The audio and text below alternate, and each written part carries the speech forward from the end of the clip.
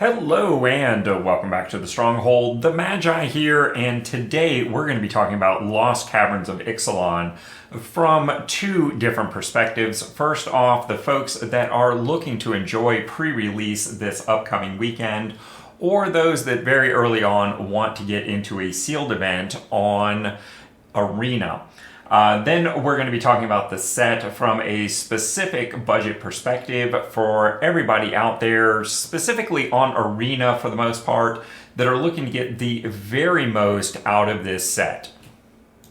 But before we get into all that, just a quick reminder that the Stronghold is producing content for you across a number of platforms. And Patreon has recently introduced an option where you can follow our content there without the need for any financial commitment. So even if you aren't ready to support the Stronghold is better positioned to support you. So you never miss out on a thing. Now, what were we talking about? Oh yeah, right. Alright, so let's start this week's Midweek Magic off with a somewhat brief primer on Sealed in general, because there are some differences between Sealed and what I think probably most of you are more familiar with, Draft. So whether you stand by Bread's bomb and removal based philosophy, or perhaps you've moved on to Keto's more efficient, evasive creature base, it's fair to say that Limited tends to be about playing your very best cards. And more often than not, that means your bombs and your premium removal. I know most of the times when I'm building a sealed pool, the first thing I do is look at my rares and mythics to see what bombs I have and what's worth building around, and then see how that lines up with the removal pieces that I got in the pool. Secondly, you need to make sure you have a reasonable curve to the cards that you're playing. You need enough things in your 1, 2, and 3 drop slots that means you won't get run over in the early game, because if you don't do anything until turn 3, you're probably going to die on turn 4. On the other side of that coin, of course, you want to make sure you have enough things at your top end, your 4, 5, and 6, and beyond slots in some cases, that you have late threats that allow you to go over the top if the board state has stalled. The lack of card selection in a sealed pool typically means you want to avoid those more aggro-aggressive decks. It's very hard to open a random pool and get enough synergy there to make that work. Of course, if you do happen to open a very good aggressive pool, something like a red-white aggro, there's no reason to not play it. It's just not very likely. And of course, Magic is always going to be a game of turns, which is defined by drawing cards. So our old friend card advantage is always going to be relevant. More often than not, playing a card that grants you some form of card advantage is going to be a very good thing. In Sealed, it is statistically advantageous to take the draw. Yep. You heard me right. I know this goes kind of against the conventional wisdom of Magic that being on the play is good. But when it comes to Sealed, the concepts of the limited pool, card advantage, and the less likelihood of playing an aggro deck means taking the draw leads to more wins. Of course, again, if you happen to open and run that rare aggro pool, this might go the other way. And in Sealed, much like many other limited environments, it's a good idea to save your removal for when your opponent drops those bombs. Sure, you can use your 2-drop removal to take out their 1 or 2 drop, but you're really going to hate that decision when they drop that late game 6/6 evasive creature. And of course, it really makes sense to know as much about the limited environment as you possibly can. But of course, early in the season like this, that can be problematic. What I do highly recommend is take a few minutes and know the combat tricks that are going to be relevant for that particular limited environment, because there's nothing worse than getting blown out in the red zone. And now that we've covered the basics, let's move on to the specifics of this limited format. Now let's take a few minutes to talk about the specific mechanics of the set. And I want to start with Explore. Even though it is not a new mechanic, it is something that I see a lot of, undue confusion about. When a creature you control explores, you reveal the top card of your library. Then it's going to be one of two things. Either it is a land, in which case that card moves to your hand, or it is a non-land card, in which case you put a +1/+1 counter on the creature which explored, and then you decide whether you want to keep that card on top or put it into your graveyard. And while Explore is in fact a returning mechanic, they did do something somewhat novel here by putting those Explore triggers on a stick, a map token artifact. This allows creatures that don't normally have Explore capabilities to be able to benefit from that mechanic. Next up, we've got 3 different new mechanics that are all built on the same basic idea: Descend. Descend followed by a number cares about almost a threshold-like mechanic. Are there that many permanents in your graveyard or not? It's either a true or false. If it's looking for 4 and you have 3, it really doesn't matter. The particular numbers for this set tend to be 4 and 8, although at future points this could be any number whatsoever. Next up, we have the past tense conjugation. That's right, Ixalan is all about verb conjugations. Descended cares whether a permanent went to your graveyard from anywhere this turn. And more specifically, a permanent card. This is something I want to clarify because I have seen a lot of people getting it wrong. And in fact, I was interpreting this incorrectly. But as a direct quote from Wizards of the Coast, a permanent card is an artifact, battle, creature, enchantment, land, or planeswalker card. Tokens are not cards. And while tokens are put into the graveyard before ceasing to exist, this action does not count as a player having descended in a given turn. So no, sacrificing your map token, your treasure token will not trigger descended. Don't mess that up. I almost guarantee your opponents at pre-release will do so. And the final variation on this is what we're referring to as Fathomless Descent. And this basically cares about the number of permanents in your graveyard, whatever that amount is. And usually you're going to see this represented as some kind of X-based interaction on the card. And next up, we've got Cascade. Discover. Always love to see Discover get a little shout out as a finance guy. Discover as a mechanic will be followed by a number. When that triggers, you exile cards from the top of your library until you exile a non-land card with mana value of that number or less. You can then cast it without paying its mana cost or put it into your hand. Put the rest on the bottom in a random order, that is the bottom of your library, so you don't just mill through cards or anything like that. This really is just a somewhat fixed version of Cascade. I think it's really great. You mostly see it in red in this set. And of course, it's time to break out our crafting benches. Craft is the, sort of final mechanic of the set.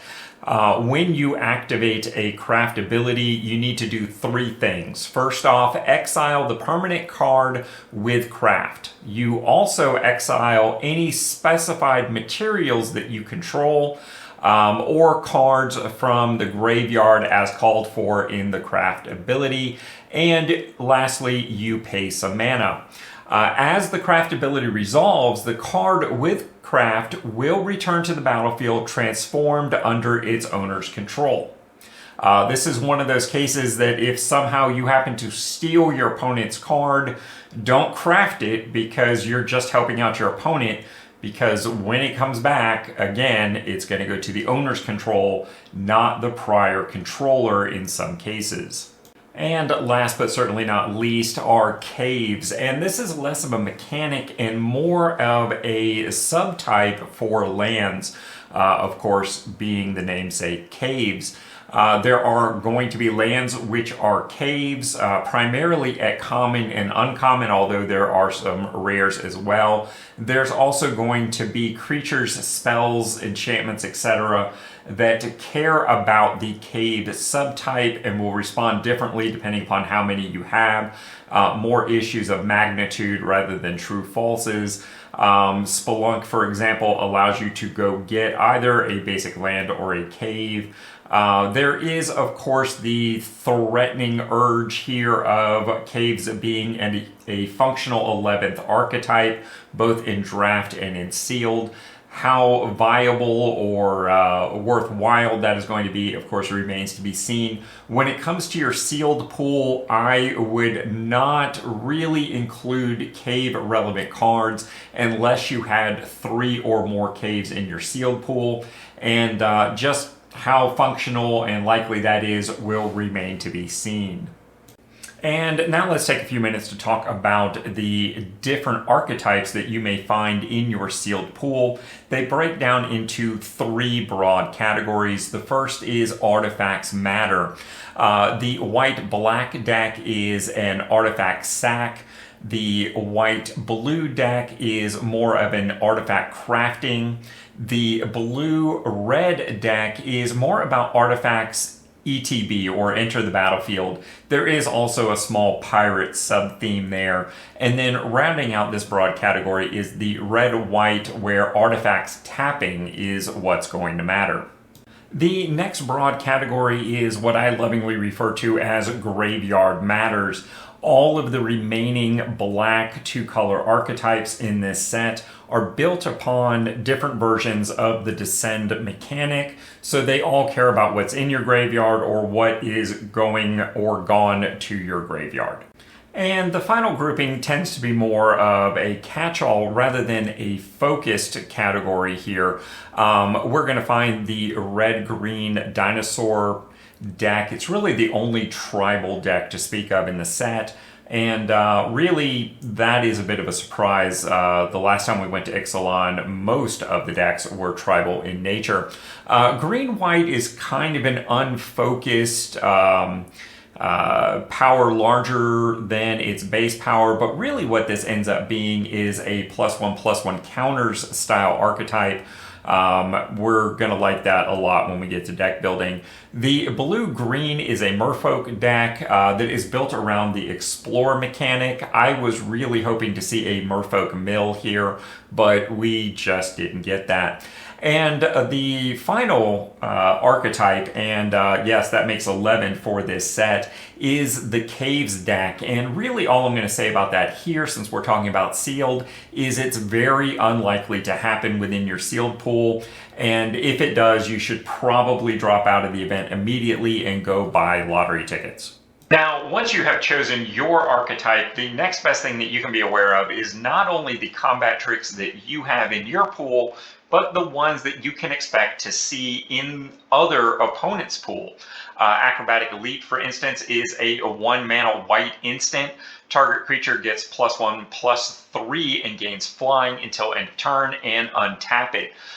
Between the combat boost, the addition of flying, and untapping a creature, there's a lot of potential to use this, both offensively and defensively.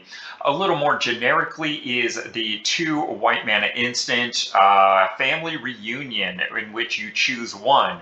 Either creatures you control get +1/+1 until end of turn, or creatures you control gain hexproof until end of turn. A nice modal spell, which is not really backbreaking in either mode, but the versatility will probably allow it to find a space in your deck as well as your opponent's. In blue, you've really only got one instant-based combat trick at instant. That's Relic's Roar for a single blue mana. Until end of turn, target artifact or creature becomes a dinosaur artifact creature with base power and toughness for 3 in addition to its other types. This tends to be fairly narrow. You will occasionally catch people off guard or use it on the unblocked creature to punch through for a little bit more damage. But this tends to be a little too narrow for a lot of people. But again, 1 mana, it's going to find space more often than not. When it comes to black at instants, Join the Dead is probably the piece of premier removal in the set. 1 and 2 black, that casting cost is really the only thing keeping it in check. Target creature gets -5 until end of turn, so it kills nearly everything in the early turns. There's only 1 or 2 very corner case exceptions there. Then this card also has Descend 4, so if you have 4 or more permanents in the graveyard when you cast this, the creature gets a -10 until end of turn. And I feel pretty confident in saying that does in fact kill everything in the set. In red, when it comes to instant-based common removal, we're looking at Ancestor's Aid. 1 mana, 1 red. Target creature gets +2/+0 and gains first strike until end of turn. And you create a treasure token. We see this a lot. It is occasionally going to blow people out one way or the other in the combat zone. Don't let it be you. In green, we actually have a number of common base combat tricks here. Disturbed Slumber at 1 and a green until end of turn. Target land you control becomes a 4/4 dinosaur creature with reach and haste. It's still a land. It must be blocked this turn if able. It's a very versatile spell, but it's very temporary. Generally at 2, I want to be adding something to the board as opposed to using this on curve. But there are going to be those pinch hit scenarios where this pushes through more damage. It forces them to make a bad block, that sort of thing. The fact that it also gives it reach is possibly going to give you a defensive use as well. Hotley's Final Strike, I just am messing that name up. 2 mana and green, instant. Target creature you control gets +1/+0 until end of turn. It deals damage equal to its power to target creature and opponent controls. You've always got to love a bite spell as opposed to fight because your creature is in far less danger of, well, killing itself.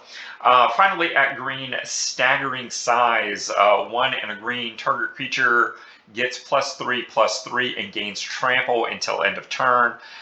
This is kind of everything you want in a giant growth. You can use this on your unblocked creature to punch through 3 more damage, or on your blocked creature to still get some damage into your opponent and probably win the combat. There are a lot fewer uncommon combat tricks, but the one that we have is very significant. Dreadmaw's Ire for a single red. Again, just single mana combat tricks this time around. Until end of turn, target attacking creature gets +2/+2 and gains trample. So all the things that we just talked about. It also has, whenever this creature deals combat damage to a player, i.e. it was blocked but trample still got through, destroy target artifact that player controls. And with the vast number of artifacts that we see running around in this, and in fact we have talked about there are no less than 4 archetypes built around artifacts, this spell is going to be very detrimental in your opponent's hands, and hopefully just as much so in your hands. And of course, creatures with flash can also have unexpected impact on the red zone. At common, we're really only looking at Cogwork Wrestler here as far as a creature. A 1/2 gnome. When it ETBs, target creature and opponent controls gets -2/-0 until end of turn. Probably going to allow a little surprise blocking or winning some combat. And then at uncommon, we've got the 3 mana, 3/1 dog creature, Mischievous Pup. When it ETBs, return up to one other target permanent you control to its owner's hand. And while certainly this can be used as a surprise blocker combat trick, its real value is going to be in the flash. And unfortunately, the way declares blockers works, you won't be able to declare something, flash this in, and then declare it. You're going to have to pick one or the other. And this set in particular offers a lot of non-creatures with flash, like spring-loaded saw blades that can deal 5 damage to target tapped creature an opponent controls. You've also got Eaten by Piranhas and Aura for 2 mana. Enchanted creature loses all abilities and is a black skeleton creature with base power and toughness of 1/1. Lodestone Needle, when it ETBs, tap up to 1 target artifact or creature and put 2 stun counters on it. Probably not something you're going to use mid-combat because you probably wanted to tap those creatures before they were declared as attackers. But the stun counters could remain relevant in a number of scenarios. And let's take a look at the commons on this. This grouping is a little broader. Fungal Fortitude, 1 and a black. Aura, enchanted creature gets +2/+0, and when it dies, return it to the battlefield tapped under its owner's control. Pretty much a classic at this point for black, although this is kind of combining a couple different aspects of those classic cards. In a red, we've got Idol of the Deep King, an artifact for 2 and a red. When it ETBs, it deals 2 damage to any target. So kind of an expensive permanent-based shock will see some use. In green, I think this is probably one of my favorites as far as uniqueness, is I believe that's a Malamet Scythe. 2 and a green. When it ETBs, this equipment, attach it to target creature you control. Equipped creature gets +2/+2, so pretty nice. The equipped cost of 4 on a later equip is definitely going to hurt the versatility on this. And then in a colorless artifact, kind of a unique thing here to have a completely colorless artifact with flash, but for 6 mana you get Runaway Boulder. When it ETBs, it deals 6 damage to target creature an opponent controls. I think what makes this potentially playable in a lot of sealed pools is that it also cycles for 2 to allow you to draw a card, and that can always be nice. Hey guys, as we get started with this budget perspective, let me get you to lean in real close. I got a secret for you. It turns out higher rarity cards are good. Okay, I admit that's not much of a secret. And that's exactly why I'm not going to spend our time talking about all the good rares and mythics. There are plenty of other content creators willing to do that. And since I know that a budget player following our plan is only about 70% likely to have any given rare and only about 50% likely to have any given mythic, with the actual playset statistics going even further down than that very rapidly, I'm just not going to spend our time that way. Instead, I'm going to turn our magnifying glass towards those commons and uncommons because, you know, those are cards you're going to have, and I want you to be able to get the most bang for your buck. And now that I've said that we're not going to spend a lot of time talking about the rares in the set, let's take just a moment to talk about the exceptions that we see here, because there are always rares that need to be on budget players' radar. This time around, Threefold Thunderhulk looks like it could have a lot of promise in our Be My +1 style, green-white +1/+1 counters matter deck. Whether it ultimately earns a slot or not remains to be seen. More generally speaking, though, is the rare artifact treasure map. This historically had a lot of play value on Arena. And of course, a Sunken Citadel as a rare land that can produce mana of any color is something that we need to be aware of. I'm certainly not saying rush out and pick up or craft copies of these, but do keep in mind that by the end of the season, you probably want to have at least one of each of these in your collection, and we'll talk about that more as the season goes on. Wilds of Eldraine sadly did not have the impact, particularly on Standard, that a lot of people were hoping for in a non-rotating Standard environment. The fact that there was no rotation probably had a lot to do with that. And in fact, of the 4 different budget decks that we looked at last season, really only one made the cut. And generally, most of the cards in Wilds of Eldraine just did not impact the way we wanted them to. But not so for the upcoming Lost Caverns of Ixalan set. Lost Caverns of Ixalan looks like it's going to have a lot of impact, and most importantly to us budget players, it looks like it's going to have a lot of low rarity impact. Tons of uncommons here are looking to do work, not only in specific archetypes like Confounding Riddle for mono blue, but more generally like Dusk Rose Reliquary for artifact-based removal, or Bitter Triumph for those tricksy black decks, or Chupacabra's Echo as a black removal creature. All super strong.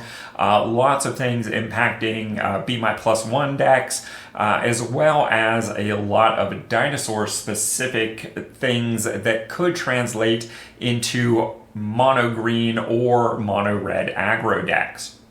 And the value train does not stop there, as each and every color has at least one common card that has the potential to impact the Standard environment, not only over the next few months, but the next few years. Things like Poison Dart Frog, giving a common the ability to tap for any color of mana, Goblin Tomb Raider as an aggressive goblin pirate for 1 mana that potentially has haste. Frantic Offering is the new sack creature outlet. Sage of Days allows you a lot of card selection, put cards into your graveyard and put a body on the field. And Tinkerer's Tote for 3 mana puts 3 permanents on the battlefield, and you can sack it for life later on if you need to. Tons of value here, lots of cards that you're going to see a lot of. But of course, it's not all perfect for us budget players with this set. There are at least 4 high rarity reprints. Sun's Avatar, Growing Rights, Treasure Map, and Resplendent Angel. Now, since most of these haven't been printed since the very beginning of Arena, just that one time, the first closed beta year, this probably isn't going to impact very many of you. But that's not all, because there's a multiple of low rarity reprints, including Abrade, Dead Weight, Chart a Course, Sorcerer's Spyglass, and Thrashing Pronodon, most likely already lurking in your collection. So Lost Caverns of Ixalan is going to have a pretty standard budget for us following the plan. We know that you can expect to generate approximately 86,000 gold with very minimal levels of play in a given season. And with that, I would suggest using about 7,000 of that to complete 7 jump-in events. With jump-in in particular, the newer you are on Arena, the more sense it will make to do more jump-in events and maybe buy less packs that we'll talk about here in a moment. But for most of us, you're going to be able to pick up those new packs, those new jump-in opportunities pretty early on. So about 7,000 gold should do it. From there, I recommend setting aside about 20,000 gold for quick drafts. That is a total of 4 quick drafts there. And don't forget that the Lost Caverns of Ixalan season is going to cover your draft events for November, December, and January. And of course, Many of us are going to be drafting Khans of Tarkir that will count towards our minimum number of drafts for each month as well. So make sure to adjust that budget accordingly. If you're not doing any Tarkir, you maybe want to do 2 drafts in November and then save a draft for December and January. But again, Khans is going to count towards that. We know that's going to be draftable in December, and I expect January as well, but we don't know for sure just yet. Once your November drafting is done, that's when you want to start thinking about buying packs, and I recommend keeping about 1,700 gold aside for discounted packs. Although we have seen some fluctuation with Wilds of Eldraine, and well, we might not get discounted packs in season anymore. But from that, about 45,000 gold then is still in budget for buying packs and of course earning golden packs. I recommend keeping about 1,500 gold around for that gems deal that comes up about once a season, and of course about 9,000 gold for a discount draft token. If all of that plays out like expected, that still leaves you about 2,000 gold to play with each season, whether that is additional jump-ins or maybe buying more or less packs. And of course, when we talk about your total packs budget, that's exactly what it is, your total packs budget. So if you're interested in buying alchemy packs, of course, take that into account as well. And we'll talk more about those options when alchemy debuts for the season. And before we go, the Stronghold would like to take just a moment to thank our very supportive patron community, as well as recognize the newcomers Martin and Nick, who have decided not to miss out on a thing by capitalizing on Patreon's free content offerings. And of course, supporting the community by liking, commenting, subscribing, or sharing our videos is always appreciated. And you will appreciate subbing to the channel so you never miss out on a thing. And of course, we have some suggestions here on the next videos that you're going to want to check out.